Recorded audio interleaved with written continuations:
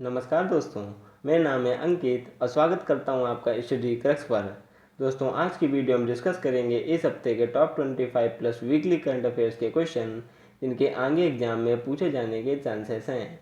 और साथ ही हमने मोस्टली क्वेश्चन के साथ कई फोटोज भी इंक्लूड की हुई है जिससे आपकी अंडरस्टैंडिंग बेटर हो सके।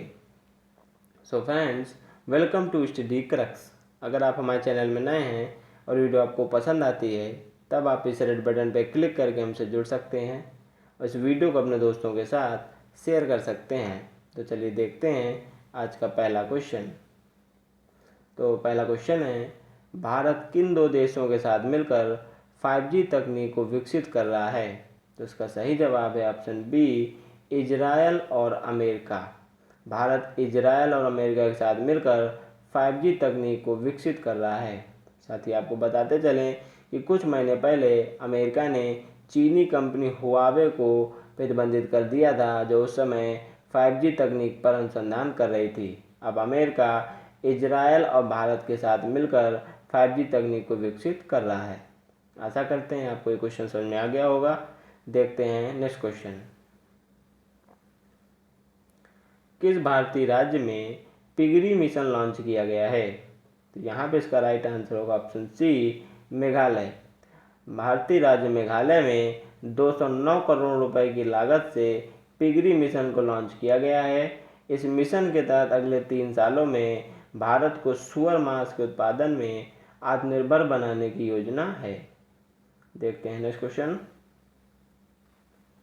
बीते दिनों नौवहन मंत्रालय ने समुद्री क्षेत्र के विवादों के निपटाने हेतु कौन सी पहल की है?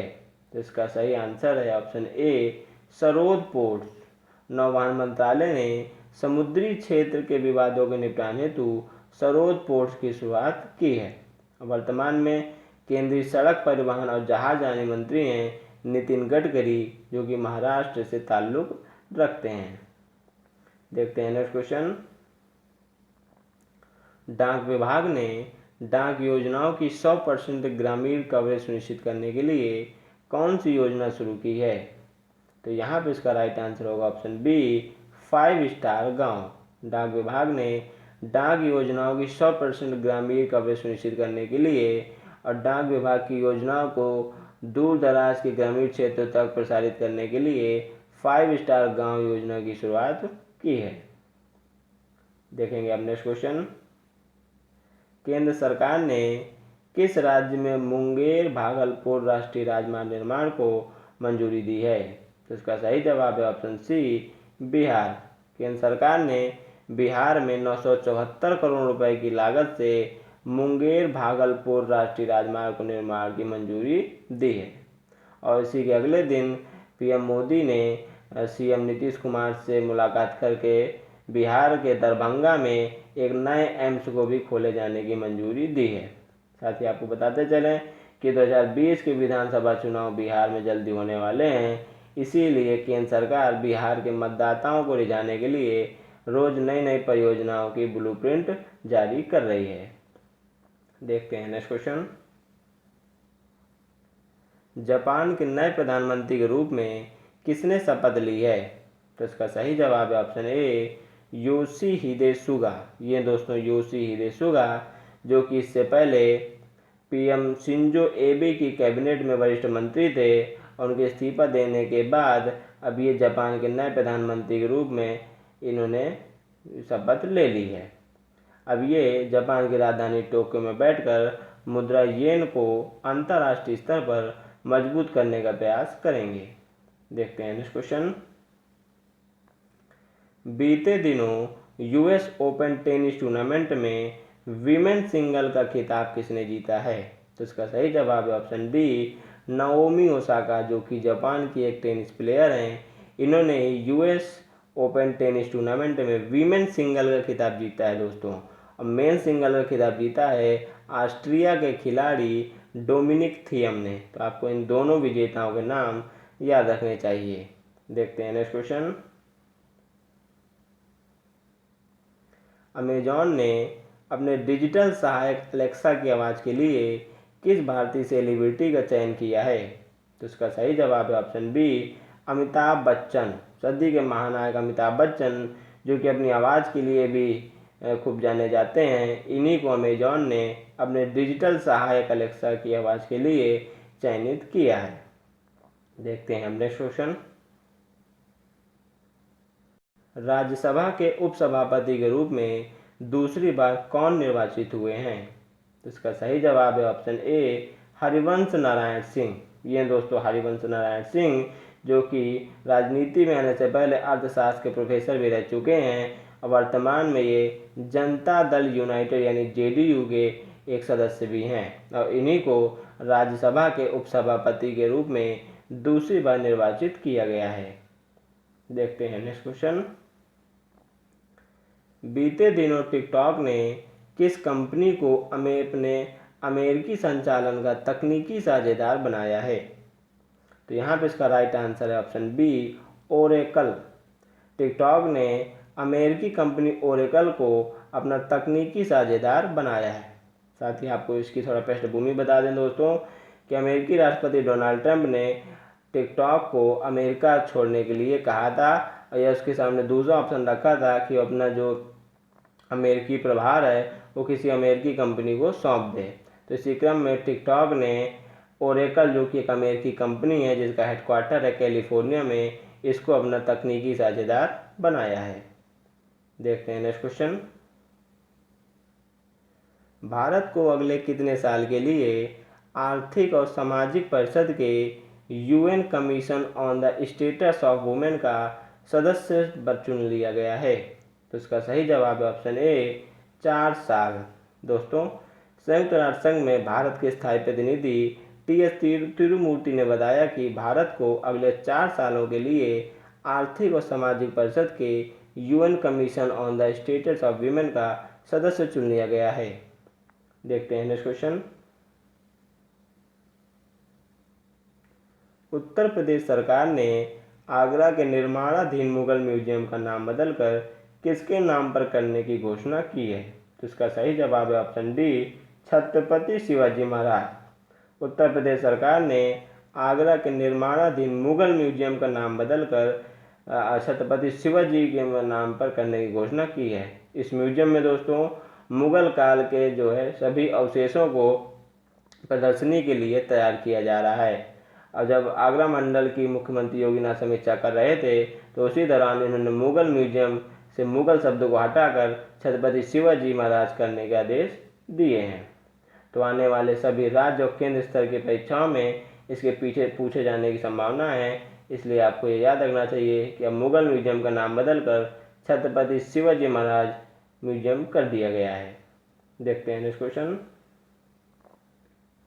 हाल ही में कार्मिक मंत्रालय ने किसे विश्व बैंक के कार्यकारी निदेशक के रूप में नियुक्त किया है?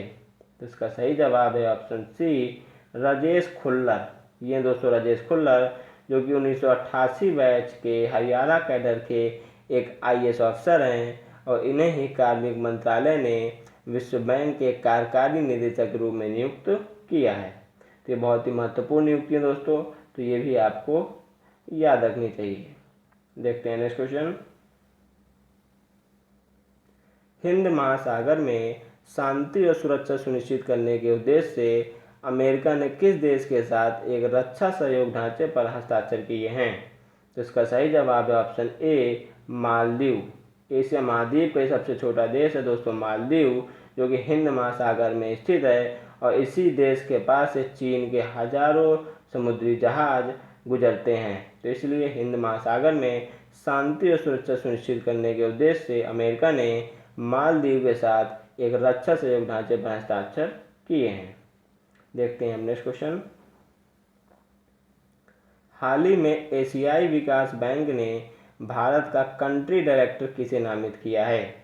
तो इसका सही जवाब है ऑप्शन ए, टेको कोनिशी। ये दोस्तों टेको कोनिशी, जिन्हें एडीबी यानी एशियाई विकास बैंक ने भारत का कंट्री डायरेक्टर नामित किया है।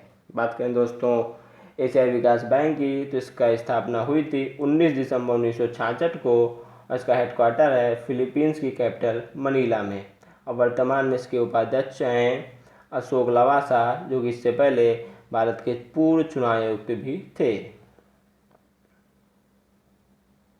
नेक्स्ट क्वेश्चन है, पेटीएम फर्स्ट गेम्स ने किस पूर्व भारतीय क्रिकेटर को अपना ब्रांड एम्बेसडर बनाया है? तो इसका सही जवाब है ऑप्शन सी, सचिन तेंदुलकर।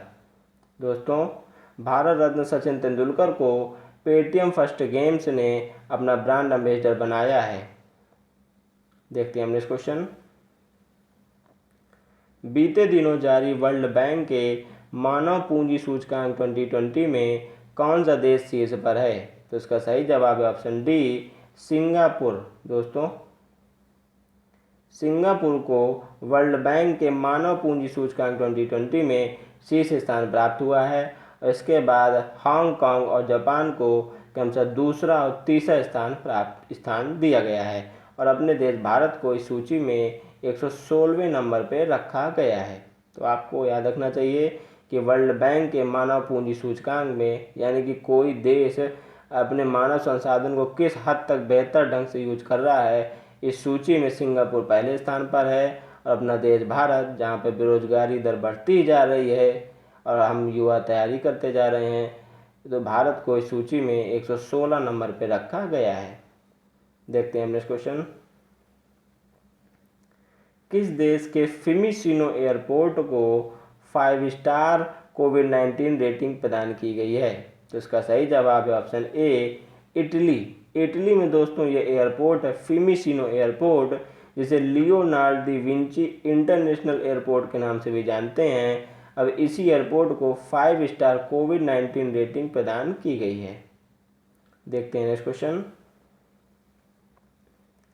हाल ही में किस कंपनी के ने नए संसद भवन बनाने का ठेका 861.9 करोड़ रुपए की बोली लगाकर हासिल कर लिया है? तो इसका सही जवाब है option B, Tata projects. Tata projects ने बीते दिनों नए संसद भवन बनाने का ठेका 861.9 करोड़ रुपए की बोली लगाकर हासिल कर लिया है। दोस्तों, अब आने वाले समय में जब चुनाव आयोग पूरे देश भर में परिसीमन आयोग की स्थापना करेगा, तब देश भर में लगभग राज्यसभा लोकसभा को मिलाकर 1400 सांसद बनने की उम्मीद है और वर्तमान के जो संसद भवन है वहाँ पर इतने सांसदों को बैठाने की व्यवस्था नहीं है। इसलिए वर्तमान की केंद्र सरकार ने एक नया संसद का ढांचा पेश किया है जो कि त्रिकोणीय होगा। इसमें एक जगह लोकसभा चलेगी, एक जगह राज्यसभा चलेगी और एक जगह होगा केंद्रीय सचिवालय। तो ये जो है 65,000 वर्ग किलोमीटर के क्षेत्र में दिल्ली में ये भवन बसाया जाएगा। अब इसी भवन को बनाने की जिम्मेदारी दी गई है टाटा प्रोजेक्ट्स को। देखते हैं नेक्स्ट क्वेश्चन। किस देश ने यूएई और बहरीन के साथ राजनयिक संबंधों को समान बनाने वाले अब्राहम एकॉर्ड समझौते पर हस्ताक्षर कर दिए हैं? तो इसका सही जवाब है ऑप्शन सी, इजराइल। इजराइल ने यूएई यानी कि यूनाइटेड अरब अमीरात्स और बहरीन के साथ राजनयिक संबंधों को समान बनाने वाले अब्राहम एकॉर्ड समझौते पर हस्ताक्षर कर दिए हैं और इस एकॉर्ड के में जब दस्तखत हो रहे थे उस समय अमेरिकी राष्ट्रपति डोनाल्ड ट्रंप भी मौजूद थे, जिनकी पहल पर इस समझौते पर हस्ताक्षर किए गए हैं। इसका सही जवाब है ऑप्शन सी, इजराइल। देखते हैं नेक्स्ट क्वेश्चन। बीते दिनों किस राज्य में अन्न उत्सव का उद्घाटन किया गया है? इसका सही जवाब है ऑप्शन डी, मध्य प्रदेश। दोस्तों, मध्य प्रदेश राज्य में अन्न उत्सव का उद्घाटन किया गया है। इस उत्सव के तहत राज्य में जितने भी गरीब लोग हैं जिनको राशन सुविधा नहीं पहुंच पा रही है, उनको चिन्हित करके उनको प्रति सप्ताह राशन उपलब्ध कराया जाएगा। इसका सही जवाब ऑप्शन डी, मध्य प्रदेश।